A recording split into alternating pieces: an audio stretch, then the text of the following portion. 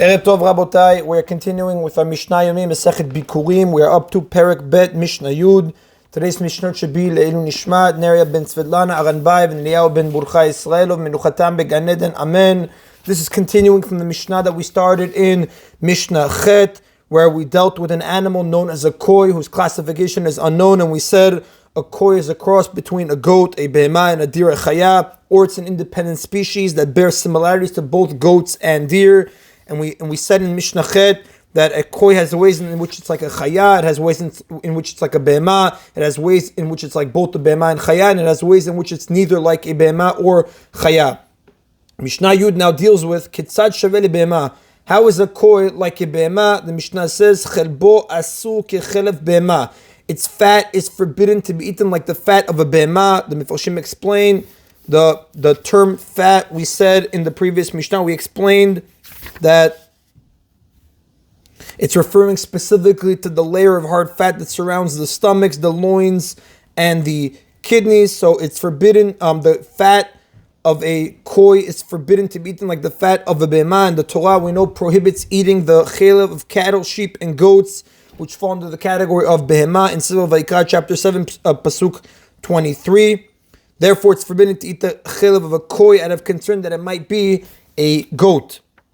Then chayvin alav karet, but one who eats the fat of a koi is not liable to be punished with karet for it. We know someone who knowingly committed the sin of eating chelev is punished by heaven with karet. If he was seen by two witnesses and he was warned by them or others that eating chelev is forbidden by the Torah, the court punishes him with malkut. And if someone eats chelev by mistake, meaning he didn't know that it was chelev or he didn't know the severity of the transgression, he must bring a chatat offering to atone for what he did. However, the Rav says none of these punishments apply to someone who ate the chelev of a koi, because the koi is possibly a chaya whose chelev is permitted. And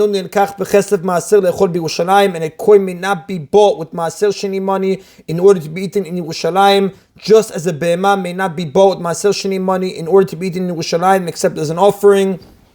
The Mefarshim explain, if someone transfers sanctity from maaser sheni produce to money, he must use that money to buy food in Yerushalayim and eat the food there. But the sages decreed that one may not use maaser sheni money to buy an animal unless he brings the animal as a shlamim offering, whose meat is eaten by the owner and his guests.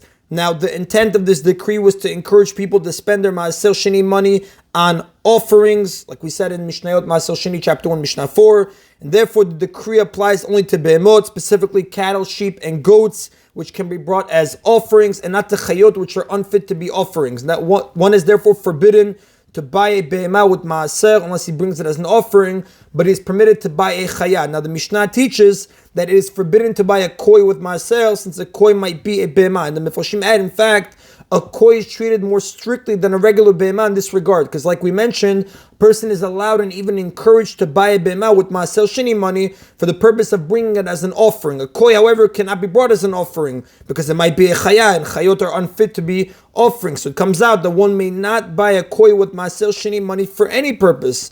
One may not buy a koi to eat as ordinary meat because it might be a behemah which may not be purchased for the sake of ordinary consumption, nor may he buy it as an offering because a koi might be a chaya, which is unfit to be an offering.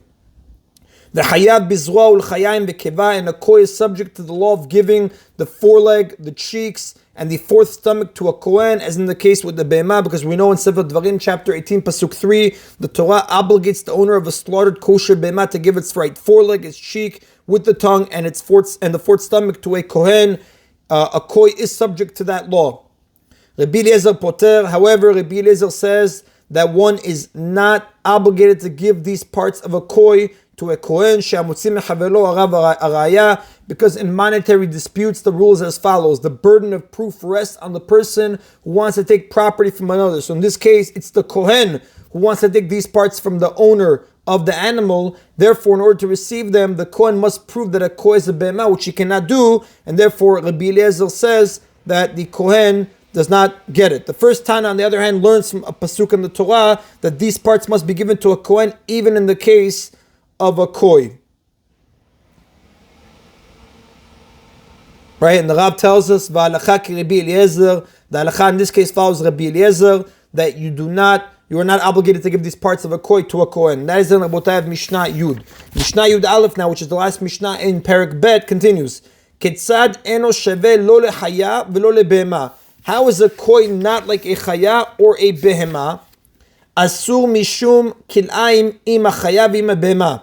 It is forbidden due to the law of kilayim to mate a koi with a chaya or with a behema. Again, like the Mishnah is trying to say. How is the koi not like a chaya or a bema? It's forbidden because of kilayim to mate a koi with a chaya or with a bema. And the Mefarshim explain a koi may not be mated with a chaya because it might be a bema, which is forbidden to be crossbred with a chaya. It may also not be mated with the bema because it might be a chaya.